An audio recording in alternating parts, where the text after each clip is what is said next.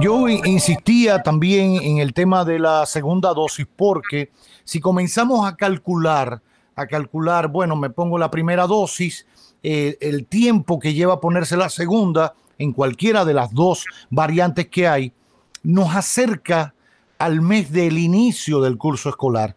Y yo en el escenario ideal decía, independientemente de la otra parte que hay que analizar en materia de educación, etcétera, decía, bueno, si llegamos a septiembre Mm. con la mayor parte de la población con las dos dosis puestas, el nivel de inmunidad ante el COVID es mucho mayor y hay mucha mayor predisposición para poder regresar a las aulas e ir incluso más horas clases presenciales. Para ello hay que estar inmunizados todos. Mm. Por eso la insistencia, y el presidente lo decía el 27 de febrero, decía, bueno, aspiraba a que en junio el 80% de la población hábil para vacunarse. Recordemos que en ese momento todavía no se estaba vacunando a menores de edad, pero los adultos, el 80%, que estamos hablando de 7.5 millones de dominicanos y Ujú. dominicanas, estuviese vacunado en junio el 80%, Con las dos dosis. con las dos dosis. Eso nos permitiría Mm. llegar a septiembre con un ambiente mucho mejor para poder trabajar en sentido general, para poder asistir y retornar a las aulas con seguridad, con garantía. Ya se sabe que tener las dos dosis o una tercera cuando exista, no es que no te va a dar el virus, porque al final es un virus como cualquiera de los que conocemos, pero no te va a ingresar, no te va a matar, no te va a complejizar tu salud con otras comorbilidades que tú tienes. Por eso era el hincapié y el interés de las dos dosis para llegar a septiembre, sobre todo en ese inicio del curso escolar, lograr iniciar el curso como corresponde, garantizando mayor cantidad de horas semipresenciales o presenciales en el aula. Pero a lo otro que quería ir era al tema del el análisis que hay que hacer para iniciar el próximo curso escolar. Usted decía algo brillante, o sea, más allá del número de las 20,000 familias y un miembro por cada una de manera proporcional que haya interrumpido la docencia, y Dios quiera que no llegue a desertar, eh, hay que ponerle nombre y apellido para ir a atajarlo, para ir a ayudarlo, a ir a complementarle lo que le faltó por recibir.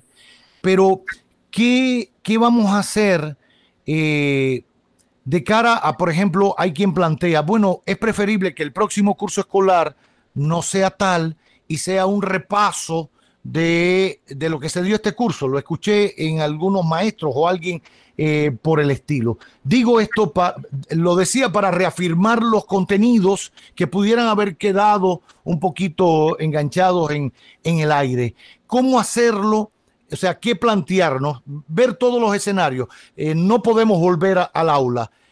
Bueno, nos mantenemos en la educación a distancia, utilizando todas las plataformas que conocemos. ¿Cómo utilizarlas para qué debemos revisar en ese mecanismo ya reconocido y aplaudido y todo, para perfeccionarlo y lograr que no deserten, pero que mucho menos en el próximo curso se interrumpa el aprendizaje en más niños? Se va a hacer ese estudio, lo va a acompañar Educa junto al Ministerio de Educación. ¿Qué se recomienda de cara al nuevo curso? Mm. Mira, has dicho cosas muy interesantes, Roberto, porque lo primero que tenemos que tener claro, y esta es nuestra responsabilidad como planificadores también, es que por lo menos existe la probabilidad de que para el mes de septiembre todavía el calendario escolar no pueda ser en un calendario normal, es decir, ¿no? Ojalá sea así, Dios quiera que permita que se alcance la inmunidad de rebaño y que los contagios bajen dramáticamente para el mes de septiembre, pero nosotros tenemos la obligación de planificar como si esto no ocurriera. Y esto tiene que generar algunas alertas para hacer las cosas de manera diferente a como se han venido haciendo ahora. Y voy a comenzar con algo muy elemental. La enfermedad no contagia a quienes van a la escuela. La enfermedad contagia a cualquier ciudadano de la República Dominicana que esté en contacto con cualquier otro que tenga el virus en ese momento activo. Entonces, desarrollando o interrumpiendo la docencia de manera presencial y habilitando todas las otras actividades en la comunidad, eso no va a generar ningún efecto ni para aumentar ni para disminuir la circulación del virus. Y por lo tanto, eso va a mantenerse así. Hay que entender que lo que determina el aumento o la caída de los contagios es la movilidad de las personas. Y cuando hay que cerrar, porque hay localidades que tal vez ahora o en algún momento toquen un pico, lo que hay que cerrar es prácticamente todo, salvo los hospitales, la policía y los expendidores de alimentos. Pero el resto tiene que mantenerse en distanciamiento y en reducción de movilidad para que justamente el virus baje. Ahora, en las localidades donde esto no ocurre, la escuela demuestra ser el lugar más seguro para los niños no contagian a los adultos, los niños que se contagian lo hacen en el hogar, como tú bien lo decías, porque los adultos entran, se descuidan, se quitan la mascarilla, tal vez olvidan lavarse las manos y ahí es donde se genera el contacto. Con lo cual, esto es muy importante entenderlo. Nosotros creemos que en aquellas localidades en las que el nivel de contagio sea tolerable, es decir, no en niveles de normalidad, no en ese 5% de positividad, que eso es prácticamente un indicador de normalidad. Hay que ir un poquito más adelante, hay que habilitar espacios de presencialidad entre niños y docentes. ¿Por qué? Porque primero los docentes del país están vacunados prácticamente en su totalidad. El dato que nos compartió en el Consejo Nacional de Educación el ministro de Salud Pública, el doctor Rivera, es de 97%. Eso es una gran noticia. Los docentes están ya más tranquilos, tienen un escudo, no contra contraer el virus, que lo pueden contraer, pero tienen el escudo contra la situación crítica que genera la enfermedad. ¿Sí? Quien está vacunado hoy, con estudios de Chile, con estudios de Uruguay, con estudios de Alemania, estamos procurando hacer ese estudio en República Dominicana para tener el dato local, demuestra que solo el 5% de los casos con las 2 dosis desencadena en situaciones críticas. De modo que cuando se contagia a alguien con las 2 dosis, lo pasa como una gripe común.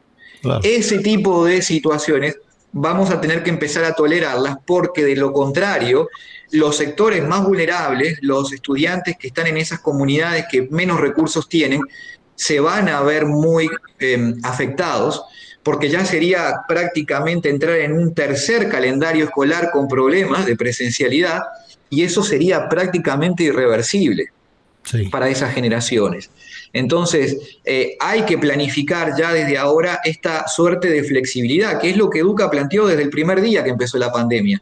El sistema no puede tratarse como un sistema homogéneo, porque hay diversidad entre los estudiantes, hay diversidades territoriales y hay diversidad en cómo la enfermedad se transmite en algunas zonas. Hay lugares densamente poblados como los Alcarrizos en el Alto Santo Domingo, en el Gran Santo Domingo, donde hoy la enfermedad está en un nivel crítico.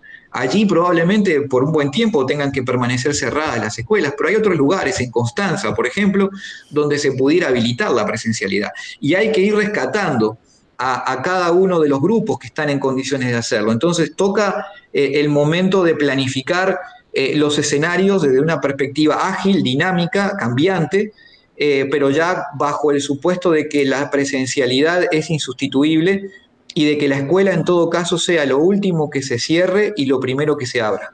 Así es. Usted lo decía, yo creo que en esa dinámica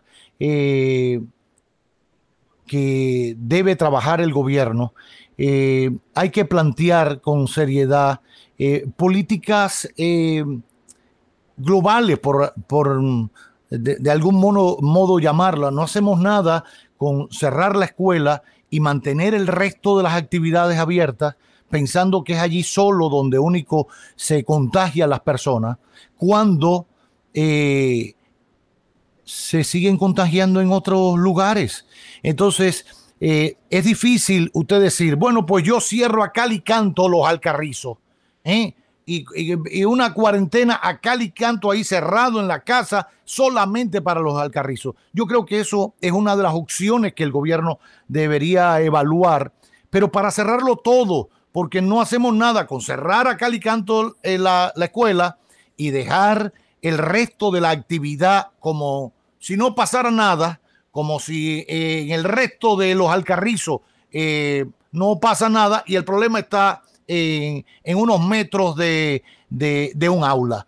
La Y política, sí. si me permites, para poder complementar eso tan importante que dices, porque es muy cierto, las soluciones de cerrar las actividades son bastante cuestionables, porque primero el Estado tiene que tener la capacidad de controlar y sancionar a aquel que incumple, lo cual es muy difícil para las características del Estado dominicano. Pensemos que fracasó Suecia en ese intento. Con todo lo que implica un Estado como es el que hacemos referencia, y por otra parte, entender que las actividades económicas, dado la informalidad que tiene el mercado laboral dominicano, requiere de ingresos diarios para muchas de las familias. Y si uno cierra, le quita la posibilidad del ingreso para ganarse la vida. Y también hay incapacidades para que el Estado pueda sustituir con ingresos transitorios, como lo ha hecho algunos países desarrollados. Fíjate que, y aquí voy a dar algunas primicias, en la semana que viene vamos a estar presentando un estudio sobre los efectos económicos de la pandemia y en la educación, pero lo que ha perdido el país en términos de exportaciones durante este periodo equivale al presupuesto total del Ministerio de Educación. Lo Oye, que, ha, que es el presupuesto más alto que es el que más tiene alto del el país. gobierno, porque es el Claro, 4% del PIB en su el momento. 4% del Producto Interno Bruto. Si recordamos, por ejemplo, cuánto ha dejado de percibir por turismo, es más que eso, es el 5% del Producto Interno Bruto. Es como todo el presupuesto del Ministerio de Educación, más todo lo que es el presupuesto de la educación superior, la UAS, y aún nos quedamos cortos. Es decir, que la situación del punto de vista económico es de una gran fragilidad. Las autoridades están lidiando y capeando una tormenta muy difícil y por lo tanto detener las actividades parecería que no es una opción. Entonces, la escuela también genera un efecto ingreso en los hogares, porque hoy, y en esa investigación de Educa del mes de febrero, vamos a ver cuando ahora midamos nuevamente cómo ha ido evolucionando. El 10% de las familias estaba pagando a alguien que cuide a Para sus cuidar. hijos para poder salir a trabajar. Entonces, eso también tiene un efecto dramático en los hogares que no tienen las capacidades suficientes en momentos donde el empleo está viéndose afectado y en donde los ingresos también se han visto reducidos. Es una situación compleja, pero nosotros somos de los que creemos que hay que aprender a convivir con esta situación.